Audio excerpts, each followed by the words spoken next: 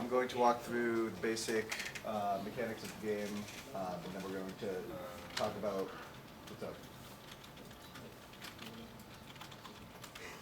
What's the overlap on the right of the screen? I think it's client and server. Oh,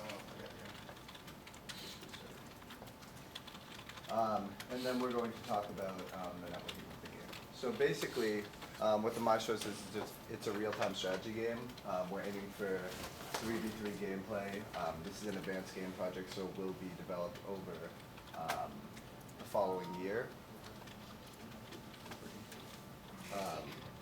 But basically, what we're trying to approach is an RTS that's a lot simpler to grasp for a new player.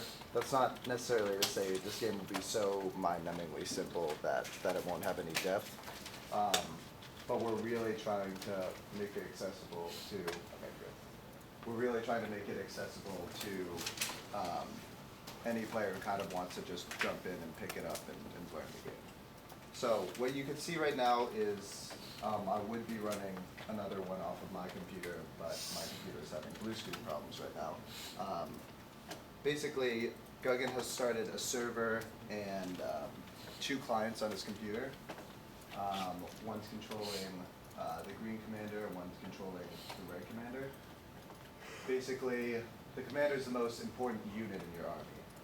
The commander basically, if the commander dies, you lose a life, which you can kind of see up there is 4 to 4 right now. Those are the lives that you have left. Once you lose these lives, you can no longer respawn.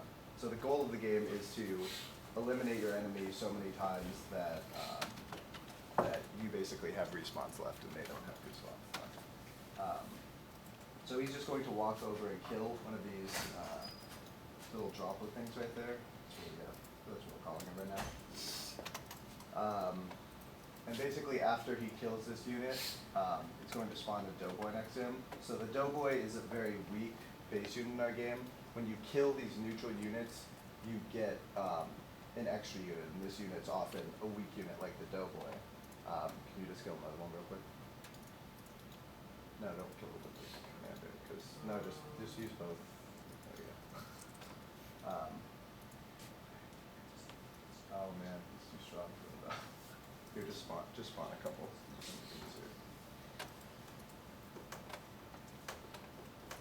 So basically, after he accumulates a few of these doughboys, just spawn a bunch.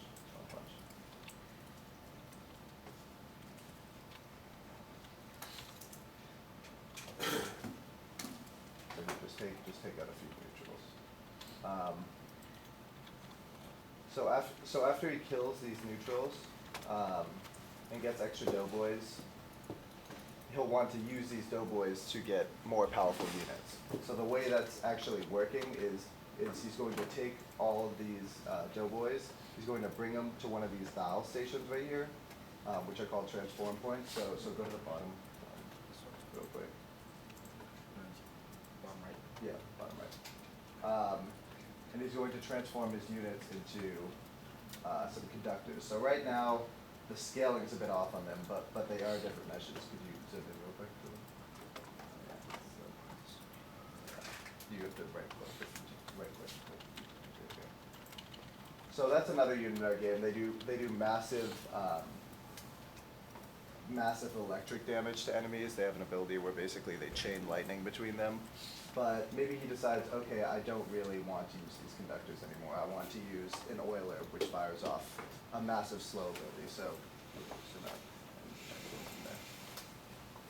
So he changes them back to doughboys,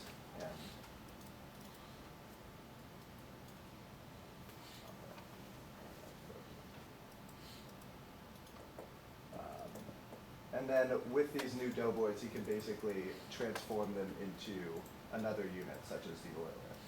So we're going to talk a little about how this networking is done right now.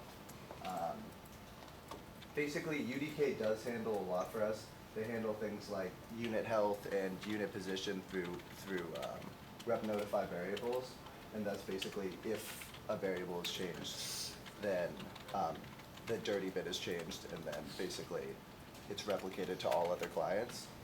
But but we couldn't actually use it for, we're working on a building system right now, but we couldn't use it for our component system and our building system, so we did need to create our own message passing framework, which I'm going to have Gagan talk about right now. So what we have implemented so far and what we're planning on actually getting rid of is a JSON message passing system. So what happens is the client will send a JSON to the server and that gets replicated to the other clients. So for example, if I take a unit and send a command for it to move to a certain location, it has information such as the command, the pawn ID of what pawn I have selected, the target location, and if there's a target pawn ID. Like for example, if I attack, I need to know what pawn ID I've attacked. So that was just a quick and easy fix to get things like abilities and transformations synced with the server. What we have now changed into is what we call a fast event. So this fast event doesn't deal with JSON parsing, JSON and strings. We use only primitive types, and so that makes it easier for us to have variable message being passed up to the server and back. So for example, if I want to, with the JSON parsing, if I want to select a group of doughboys and have them attack a neutral enemy, they would each send one JSON to the server and back.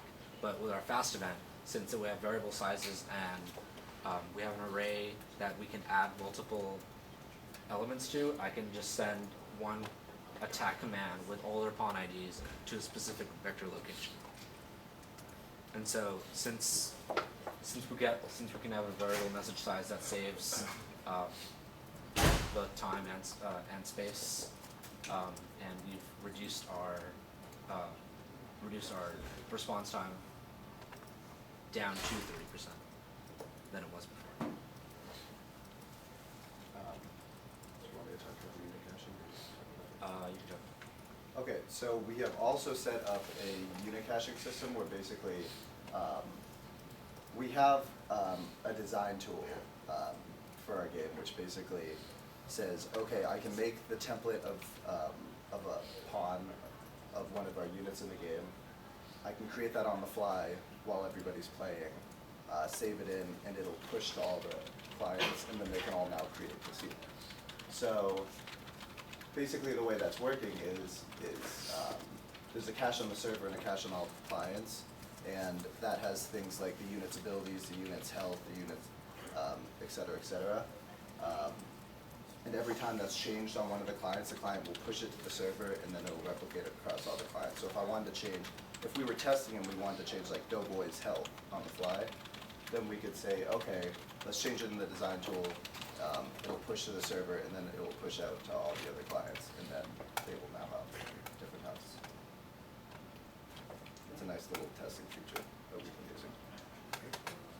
How big's the team? The team is 46 people. Yeah. How big's your networking team? Our networking team is 4 people. And everyone here? No, actually, Gagan and I have worked on the networking, but we are not officially denoted as the networking team since I'm lead designer and he's the UI engineer. There are actually none of them here. Okay.